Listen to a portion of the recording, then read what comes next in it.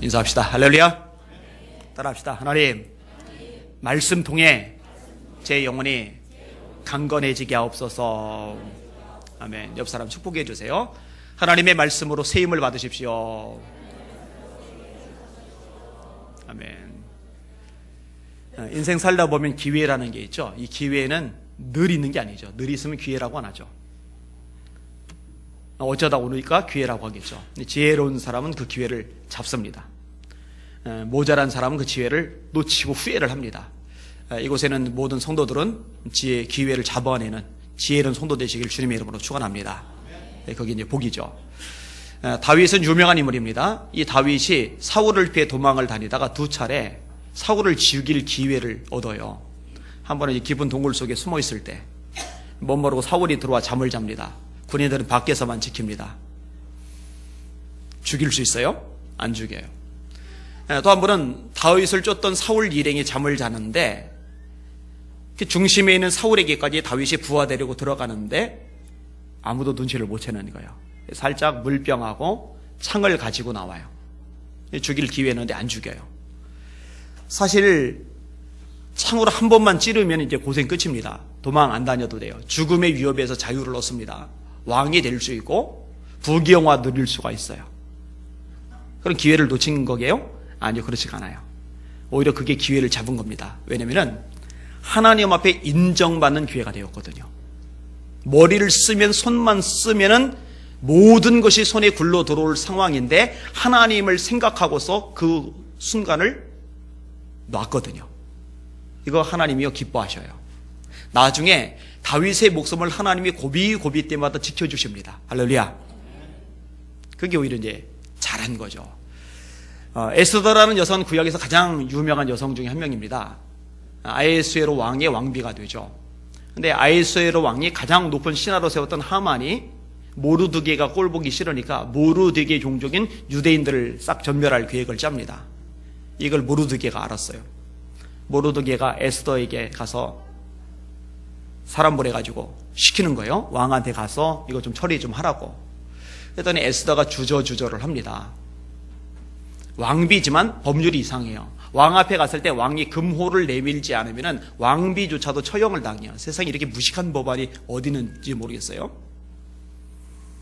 그러니까 모르드게가 좀 모진 말을 합니다. 네가 만약에 지금 잠잠히 있으면 하나님이 다른 방법으로 유대민족 구원하실 거다. 그러나 너와 네 아비 집은 멸망할 줄 알아라. 참 대단한 말이에요. 에스더가 그 말을 듣고 가만히 생각을 해보니까 맞아요. 그래서 부탁을 하죠. 당신은 백성들과 함께 3일간 금식하세요. 저는 제 시녀들과 함께 금식을 할게요. 그 다음에 왕에게 가겠습니다. 제가 죽으면 죽겠습니다. 죽으면 죽으리다. 이 일 덕분에 유대인들이 살아납니다. 그래서 생겨난 유대의 절기가 부림절이에요. 여러분, 이건 에스더에게 기회였어요. 비록 목을 걸어야 했지만 하나님을 위해서 자기에게 주어진 이 지위를 사용할 수 있는 기회였거든요. 만약에 에스더가 말입니다. 그때 뒷짐지고 자기 목숨 하나 부지려고 부귀영화 누리려고 자기 자식들 대를 이어서 풍요로운 삶을 살게 하려고 그냥 모른 척 눈을 감았다면은 지금 에스더는 없죠. 성경에서 기록도 되지도 않았을 것이고 설교되지도 않았을 거죠. 여러분, 그 당시 왕비였던 여자들 중에 기억하는 여자들 누가 있어요? 성경이 기록되어 있기 때문에 쫓겨났던 와스디 왕후, 전임 왕후는 기억할지언정 모든 왕후 아무도 몰라요. 그러나 에스더는 누구나 다 압니다. 이 에스더의 이름을 따서 이름을 짓는 사람들, 서양 사람들 많잖아요. 기회를 잘 포착을 한 거죠. 주어진 기회를 잘 활용을 한 겁니다. 하이네라는 분이 있습니다. 미국의 10대 재벌 가운데 한 사람이던 분입니다. 이 사람이요, 한때 사업이 잘 될 때 감사를 몰라요. 내가 수합 수완이 좋으니까, 인맥을 잘 맺으니까, 머리가 좋으니까, 아이디어가 풍부하니까, 그래서 이제 사업이 잘 됐다고 생각을 하는 거예요. 너무너무 사업이 잘 되니까, 잘 굴러가니까. 하나님 앞에 감사할 줄 모르죠. 교만한 거죠, 사실은요. 하나님께 드릴 줄 모르죠. 사실은 착각을 하는 거죠.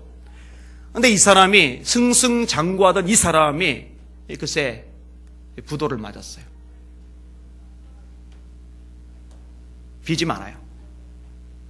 감옥에 갈 상황까지 되었어요. 그제서야 이제 마음이 낮아지는 거예요. 하나님께 회개하는 마음이 되는 거예요. 그리고 원래 이제 가족들 먹고 살게 하려고 좀 모아놓은 게 있어요. 숨겨놓은 게 있어요. 기도 중에 마음속에 감동이 있는데 이거 그렇게 쓰면 안 되겠구나. 하나님께 회개하는 마음으로 감사한금을 드렸어요. 이 사람이 실패한 게 언론에 보도가 되었고 교회에 다 알아요. 목사님도 당의원들도 다 알아요. 다 아는데 헌금이 이렇게 꽤 들어오니까 놀란 거예요. 목사님이 불렀어요.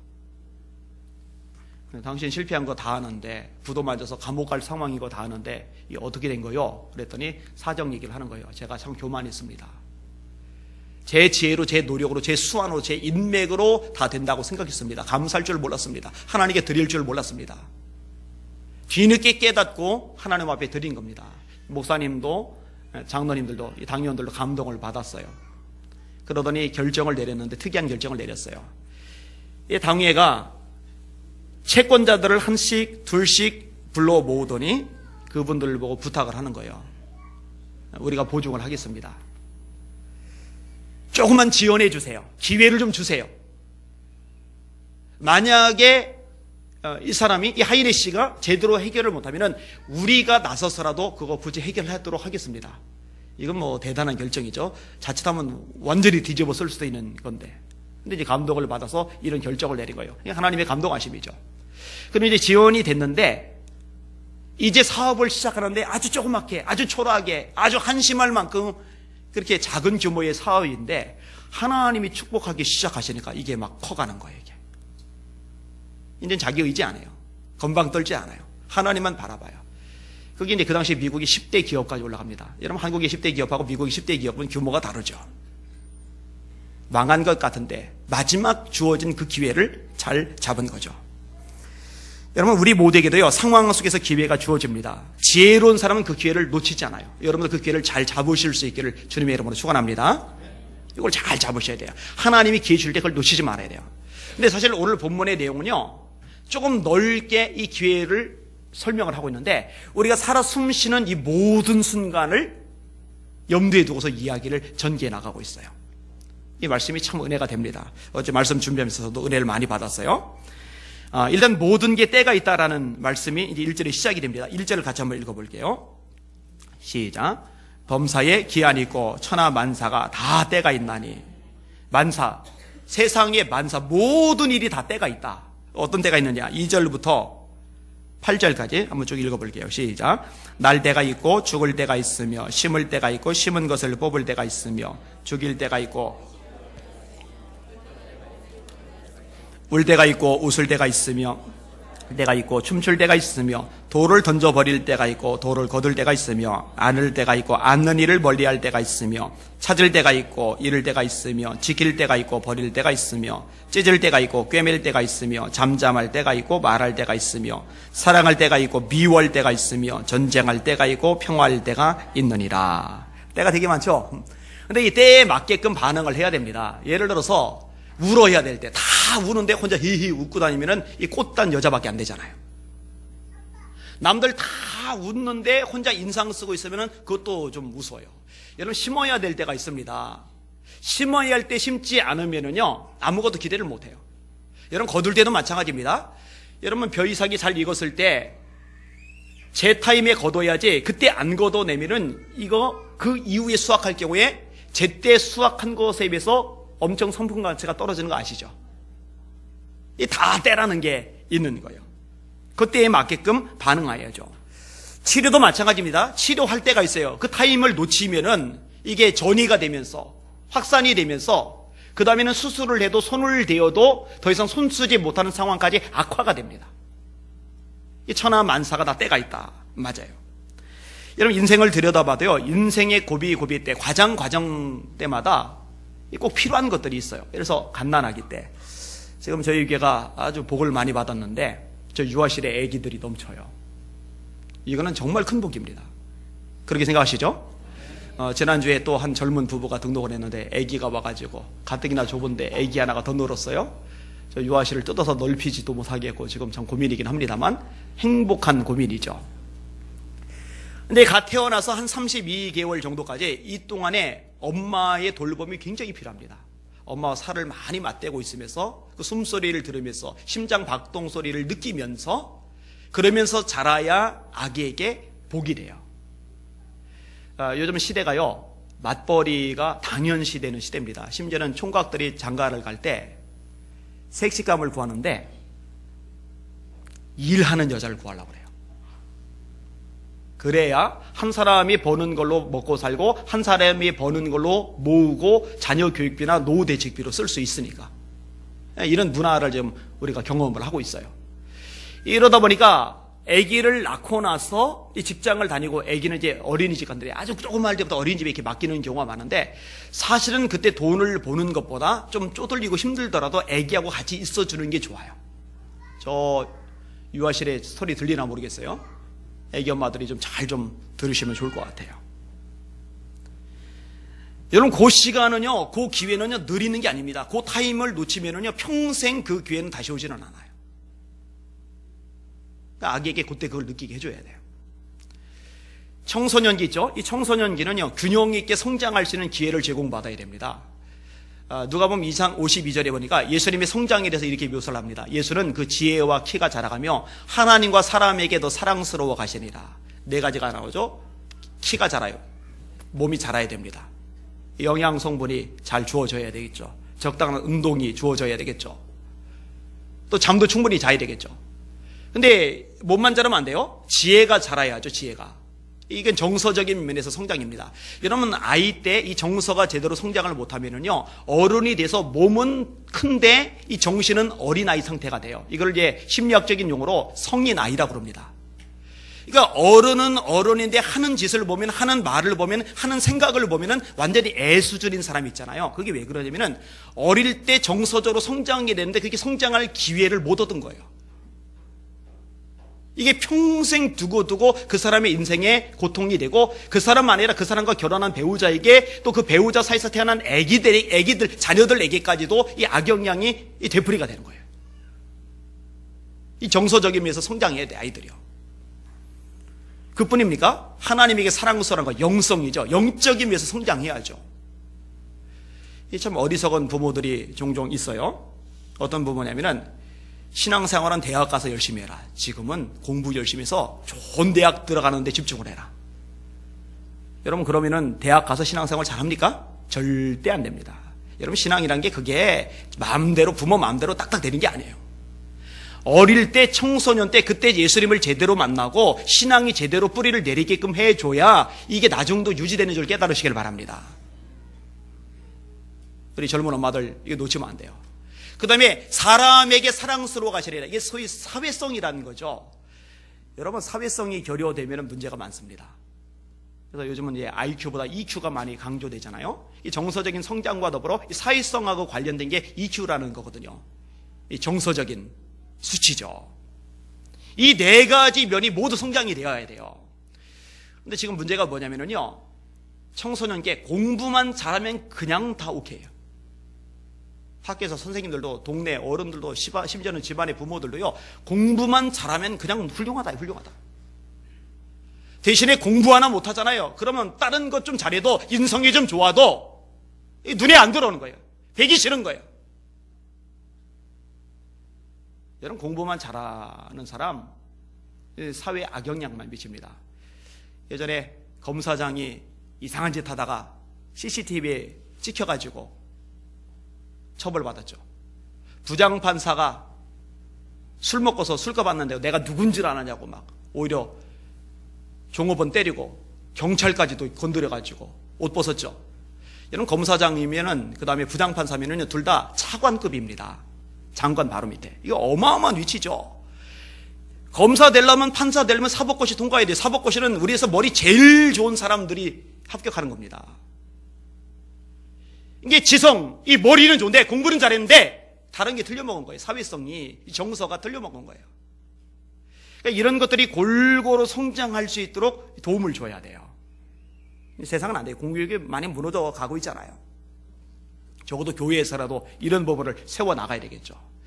자, 이런 식으로 할 수 있어요. 갓난아기 때, 청소년기, 청년 때, 장년기, 중년 넘어서 그리고 노년기까지. 근데 이거 지금 다 다루면 오늘 본문을 놓치게 되니까 요 정도만 할게요. 인생 가운데 때라는 게 있다는 거죠. 때라는 게. 그때에 맞춰서 뭔가 제공이 되고 그 기회를 잡아야 되는, 그리고 그것을 놓치면은 일생 두고두고 손해가 되고 피해가 되고 후회의 요소가 되는 이런 것들이 있다는 거. 이걸 여러분이 기억을 하시면 됩니다. 근데 오늘 본문은요, 참 놀랍게 이야기를 하고 있는데 뭐냐면은 우리가 목숨이 붙어 세상에 발을 들이고 살아가는 이 생명이는 이 기간, 이 모든 기간을 통틀어서 기회로 보고 있어요. 그리고 이 기회 동안 해야 될 게 있어요. 그 부분에 대해서 함께 말씀을 생각합니다. 일단 이 살아있는 동안이 사실 고생하는 기간이기는 해요. 이 부분을 오늘 본문은 놓치질 않아요. 9절과 10절을 읽어볼게요. 시작.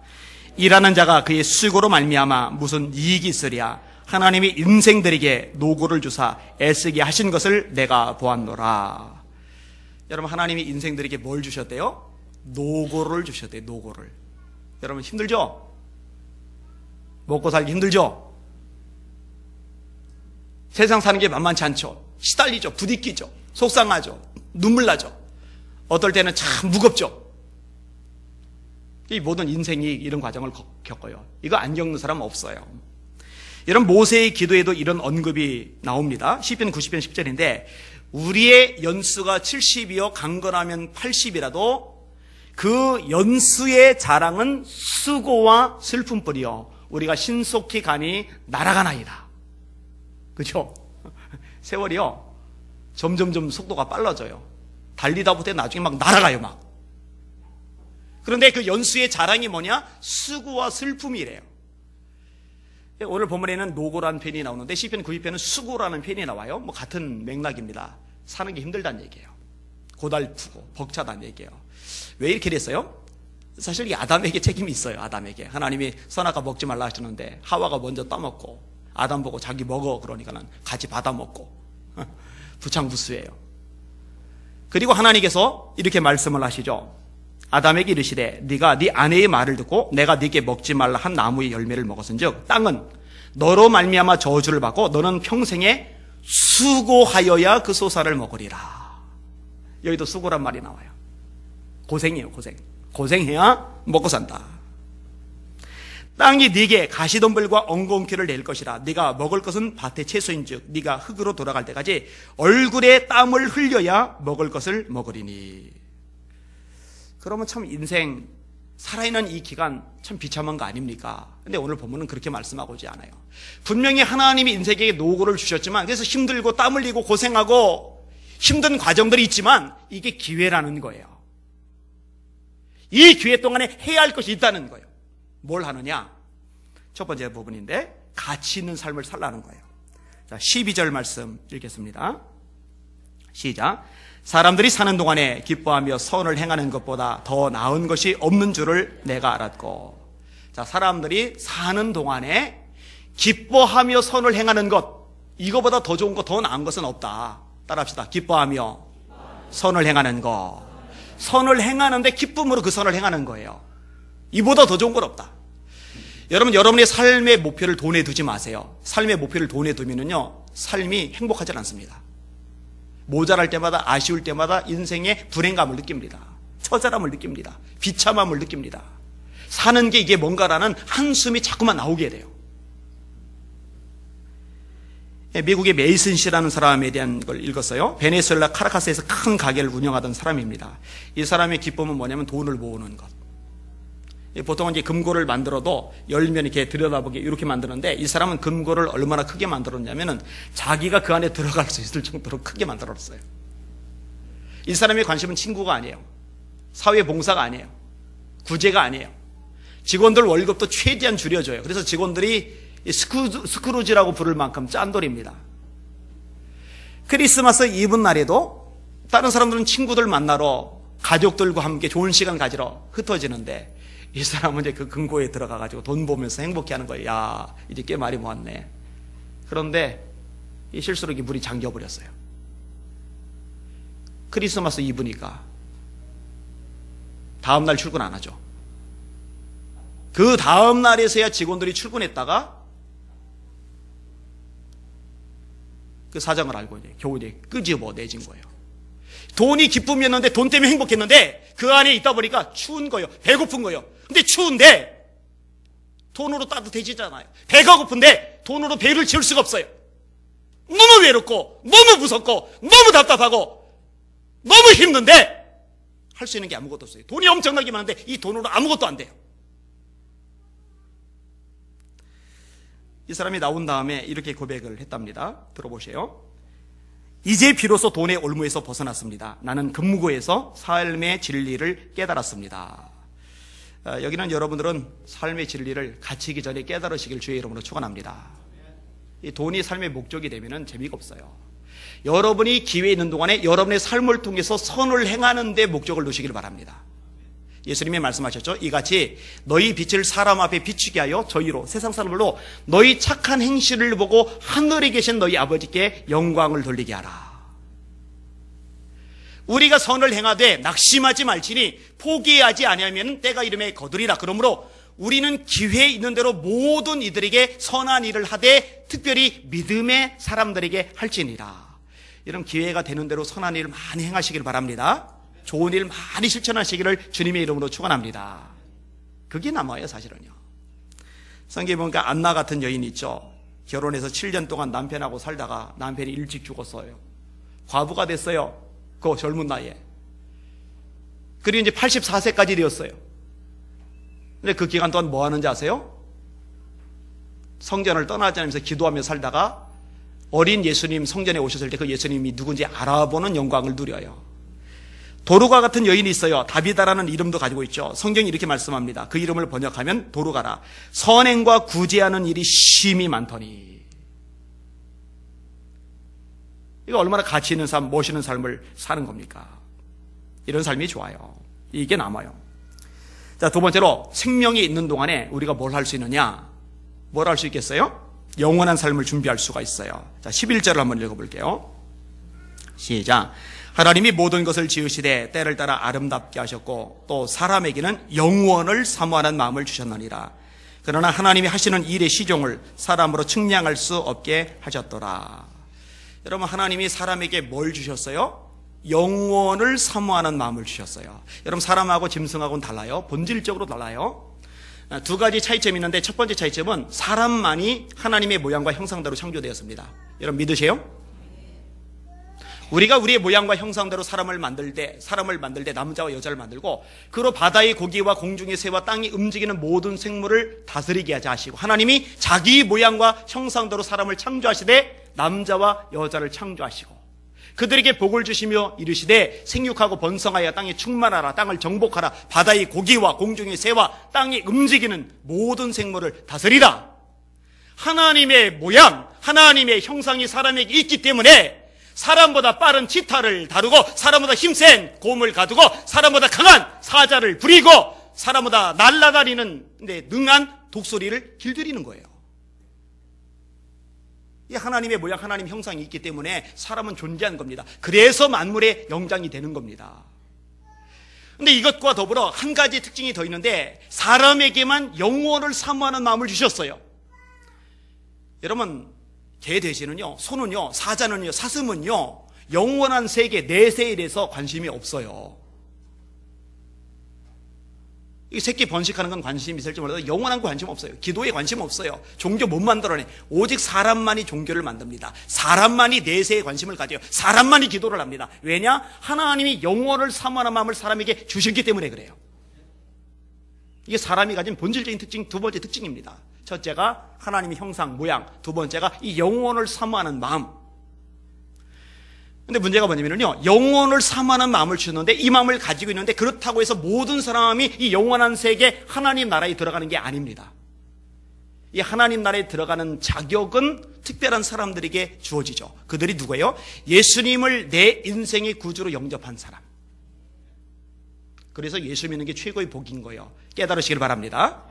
요한복음 3장 16절 다 같이 시작. 하나님이 세상을 이처럼 사랑하사 독생자를 주셨으니 이는 저를 믿는 자마다 멸망치 않고 영생을 얻게 하려 하심이니라.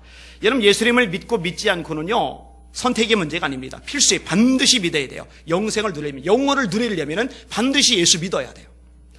요한일서 5장 11절에 이렇게 말씀합니다. 또 증거는 이것이니 하나님이 우리에게 영생을 주신 것과 이 생명이 그의 아들 안에 있는 이것이니라. 아들이 있는 자, 예수가 있는 자에게는 생명이 있고 아들이 없는 자에게는 생명이 없느니라. 내가 하나님의 아들의 이름을 믿는 너에게 이것을 쓴 것은 너희로 하여금 너희에게 생명이 있음을 알게 하려 함이라. 제가 자주 인용하잖아요. 이 컵 안에 물이 있어요.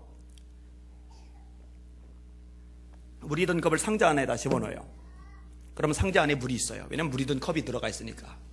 이 컵은 예수님이에요. 예수님 안에는 생명이 있어요. 요한복음 1장이죠. 그 안에 생명이 있었으니 이 생명은 사람들의 빛이라. 빛이 어둠의 빛이 돼 어둠이 깨닫지 못하더라. 예수님을 우리 안에 영접했어요. 그러면은 우리 안에 예수님만 계시는 게 아니라 예수님 안에 있는 생명도 우리 안에 있게 되는 거예요. 그 말씀이에요. 내가 하나님의 아들 예수의 이름을 믿는 너에게 이것을 쓴 것은 예수 믿는 너에게 이것을 쓴 것은 너희로 하여금 너희에게 생명, 영생이 있음을 알게 하리 함이라. 할렐루야. 예수님을 정말 하나님의 아들로 믿으시는 분들 아멘. 예수님을 인생의 주님으로 영접하신 분들 아멘.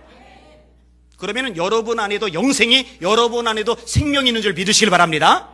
아직 예수님이 여러분 인생의 주님이 아닌 사람이라면 지금 급한 일이 다른 게 아니에요. 중요한 일이 다른 게 아니에요. 그 예수님을 여러분 인생의 주님으로 영접하는 일이 제일 중요하고 제일 급해요. 예수 믿으시길 바랍니다. 구원받으시기를 주님의 이름으로 축원합니다. 이것이 제일 중요해요. 살아있을 때 이걸 해야 돼요. 생명이 끝난 다음에는요, 더 이상 기회가 없어요.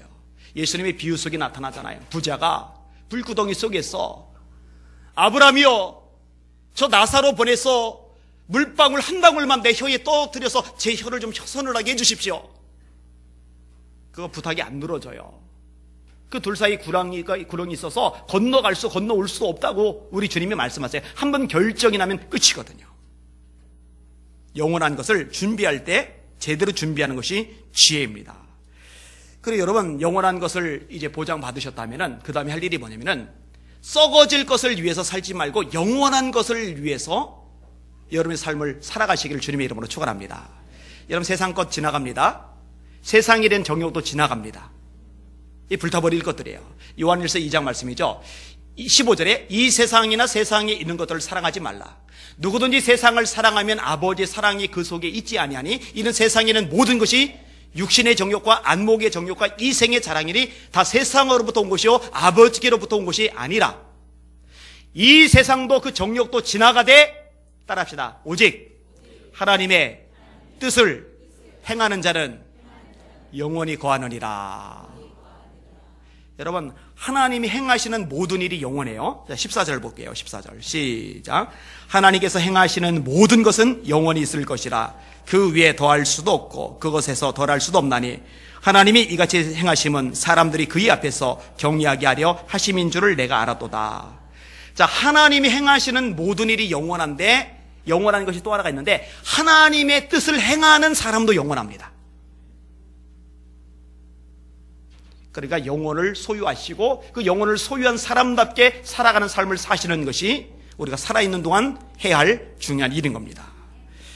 자, 세 번째 것이 있는데 참 중요한 요소가 있어요. 이 세상에 있는 동안 이걸 기회로 여기고서 이걸 누리며 살아야 돼요. 즐겁게 살아야 돼요. 자, 13절 같이 읽을게요. 시작. 사람마다 먹고 마시는 것과 수고함으로 낙을 누리는 그것이 하나님의 선물인 줄도 또한 알았도다. 여러분, 먹고 마시는 것 좋죠? 저도 먹는 거 좋아해요. 마시는 거 좋아요. 그 마시는 거 실컷 먹으면은 행복하잖아요. 그죠? 근데 이제 여기까지는 괜찮은데 그 다음 거, 수고함으로 낙을 누리는 것이 하나님이 우리에게 주신 선물이다. 수고함으로 낙이란 말이 한문 글자잖아요. 즐거울 낙자. 그러니까 수고하면 즐거워하는 것, 기뻐하는 것. 그냥 즐겁고 그냥 기쁘면 좋은데 수고함으로 즐거워하는 것. 왜 이렇게 했을까? 인생 자체에 수고를 뺄 수가 없기 때문에 아까 설명을 했잖아요. 여러분, 수고에 짐이 없는 사람 어디 있어요? 예수님도 수고하고 무거운 짐진 자들아 다 내게로 오라. 왜 그런 말씀하세요? 인생 자체가 수고하고 무거운 짐을 안 진 사람이 없기 때문에 주님이 그런 초대의 말씀을 하시는 거잖아요. 근데 그 수고의 삶을 살면서 아우 지겨워, 아이고 피곤해, 아이고 끔찍해, 왜 맨날 이렇게 생고생하며 아유 징글마저 이렇게 살지 말고 그 수고 가운데 즐거워하라는 거예요. 그 수고 가운데 만족하라는 거예요. 그 수고 가운데 기뻐하라는 거예요. 그 수고 가운데 행복을 누리라는 거예요. 할렐루야. 요거를 성경에서 말하는 다른 말로 하면 자족이라고 합니다. 바울이 고백합니다. 빌립보서 4장에 내가 풍부에 처할 줄도 알고 궁핍에 처할 줄도 알아. 모든 일에 배부르며 배고픔과 풍부와 궁핍에도 일치의 비결을 배웠노라. 그 다음 13절 유명한 구절, 내게 능력 주시는 자 안에서 내가 모든 것을 할 수 있느니라. 내가 모든 걸 할 수 있다라는 말은요, 슈퍼맨처럼 막 초인적으로 막 엄청난 일, 기적 같은 일을 행한다는 얘기가 아니라 넉넉하면 넉넉한 대로, 모자라면 모자란 대로 이 모든 상황 속에서 만족하는 그 능력을 말하는 거예요. 이 본문의 맥락이 그렇게 되어져 있어요. 에디슨이 참 수고를 많이 했잖아요. 정말 일에 많이 빠져 살았잖아요. 근데 이 사람은요, 그 일을 노가다라고 고된 일이라고 생각하지 않고 그걸 자기 행복이라고 생각을 했어요. 그러니까 이 일이 지옥 같은 게 아니라 그 일 자체가 감사의 조건이 되는 거예요. 제 자신에 대해서 적용을 해봤어요. 가만히 보니까 다람쥐 쳇바퀴 돌듯이 도는 삶이에요. 와, 여러분들 느끼시겠지만 저도 왜 이렇게 한 달이 빨리 돌아가지? 막 팽팽팽팽팽 돌아가요. 막 자동차 RPM 막 3,000, 4,000, 5,000 돌아가듯이 막 돌아가요. 막 돌아가. 그런데요, 억지로 살려면 지긋지긋할 텐데 제가 보니까 수고함으로 낙을 누리고 있더라고요. 행복해요. 이렇게 사는 게 행복해요. 질문, 여러분 사는 게 행복합니까? 에이, 목사님은요 주의 일을 하잖아요. 설교하고 말씀 전하고 기도하고 그런 거 하잖아요. 직장 생활 해봐요. 직장 생활 노동해봐요. 사업해봐요. 행복할 수 있을 것 같아요? 이렇게 묻는 것 같아요. 눈초리들이. 눈에서 레이저 나오는 사람도 있는 것 같아요. 여러분 성경에 요셉 있죠. 요셉이 노예가 되었어요. 여러분 요셉이 노예 생활하면서 짜증내고 막 신경질 부리고 내 인생이 비참해. 내가 부잣집 아들인데 말이야 지금 이 타국까지 와가지고 노예 생활이라고 미치겠어. 여러분 그러고 살았을 것 같아요? 아니죠. 기쁨으로 그 일을 하죠. 기쁨으로 그 일을 하니까 하나님께서도 기뻐하시는 거고 보디발의 눈에도 드는 거지. 맨날 인상 쓰고 절망하고 구탱이에서 막 이러고 있으면 저 자식 뭐야, 보디발 눈에 들 리가 없어요. 열심히 살았는데 억울하게 2명 쓰고 감옥까지 갔어요. 야, 나는 뭘 해도 꼬여. 내 인생은 글러먹었어, 틀려먹었어. 그래서 막 절망과 좌절에 빠져 살았을까요? 아니요. 그 와중에도 하나님이 주시는 기쁨을 누리고 사는 거예요. 특별히 여러분 이 세상에 숨을 붙이고 살아가는 것 자체가 감사할 일인 거 깨달았으면 좋겠어요. 최근에 감동적인 글 하나를 읽었어요. 두 아이 엄마 샬롯 키틀리라는 분, 영국분인데 이분이 세상을 떠났어요. 이 사람이 이제 암에 걸렸는데 간과 폐로 전이가 되었어요. 2번 큰 수술을 받았고 25번 방사선 치료를 받았고 39번 화학 치료를 받았어요. 참 힘들었을 것 같아요. 근데 이제 결국 죽었습니다. 이번에 마지막 글 내용이 블로그에 실려 있어요. 들어보세요. 더 살고 싶은 날이 저리 많은데 저한테는 허락되지 않네요. 아이들 크는 모습도 보고 싶고 남편에게 못된 마누라도 되면서 늙어보고 싶은데 하나님이 허락하지 않으시네요. 살아보니 그렇더라고요. 매일 아침 아이들에게 일어나라고 서두르라고 이 닦으라고 소리소리 지르던 날들이 행복이었어요. 살고 싶어서 온갖 치료를 다 받아왔어요. 병원 치료는 물론 기름에 절인 치즈도 먹어보고 쓰디쓴 즙도 마시고 침도 맞았지요. 그런데 아니더라고요. 소중한 시간을 낭비한다는 생각이 들었어요. 장례식 절차를 미리 처리해 놓으니 매일 아침 일어나 내 새끼들 안아주고 뽀뽀해 주는 게 새삼 너무 감사하게 느껴졌어요. 얼마 후면 남편 곁에서 잠을 깨는 기쁨을 잃을 것이고 남편은 무심코 커피잔 2개를 꺼냈다가 커피가 한 잔만 필요하다는 사실에 슬퍼하겠지요. 딸 나이 머리도 따줘야 하는데 아들이 잃어버린 레고 조각이 어디에 굴러 들어가 있는지 저만 아는데 그건 누가 찾아줄까요? 6개월 시한부 판정을 받고도 22개월이나 살았습니다. 그렇게 1년 보너스를 얻은 덕분에 아들 초등학교 입학식 날 학교에 데려다주는 기쁨을 품고 갈 수 있게 되었습니다. 녀석의 첫 번째 흔들거리던 이빨이 빠져 그 기념으로 자전거를 사주러 갔을 때는 정말 행복했어요. 보너스 1년 덕분에 30대 중반이 아니라 30대 후반까지 살고 가네요. 중년의 복부 비만이요? 늘어가는 허리둘레? 그거 한번 겪어봤으면 좋겠습니다. 휘어지는 머리카락이요? 그거 한번 뽑아봤으면 좋겠습니다. 그만큼 더 산다는 말이잖아요. 저도 한번 늙어보고 싶어요. 부디 삶을 즐기면서 사세요. 두 손으로 삶을 꽉 붙드세요. 여러분이 부럽습니다. 이 뱃살이 원망거리가 아니라 감사거리네요. 흰머리 보면서 슬퍼할 일이 아니라 감사할 일이네요. 속삭이는 아이를 보면서 소리 지르며 짜증낼 일이 아니라 그게 행복이네요. 가슴 아프게 하고 상처 주는 말을 하는 남편이 저주거리가 아니라 감사의 내용이네요. 여러분, 소중한 것을 잊지 마세요. 여러분이 발 디디고 이 세상을 살아갈 수 있다는 것, 부딪히지만 힘들지만 속상하지만 때로 가슴 아리하지만 살아있게 부딪힐 수 있는 것이니 감사하시고 즐거워하시는, 행복해하시는 우리 성도들 되시기를 주님의 이름으로 축원합니다. 아멘. 말씀을 정리할게요. 여러분, 오늘 본문의 말씀이 참 놀라워요. 우리가 호흡이 있는 이 모든 시간이 기회래요. 기회. 이 기회 동안 갇혀있는 일을 합시다. 이 기회 동안 영혼을 준비합시다. 이 기회 동안 행복하게 사시는 우리 성도들 되시기를 주님의 이름으로 축원합니다. 따라합시다. 지혜로운 자는 기회를 놓치지 않는다. 여러분, 그 지혜로운 사람들 되시기를 예수님의 이름으로 축원합니다. 아멘. 기도하겠습니다.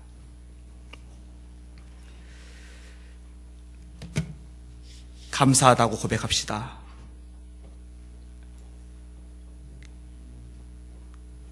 여러분 주변의 가족 때문에 감사하시고 이 교회 때문에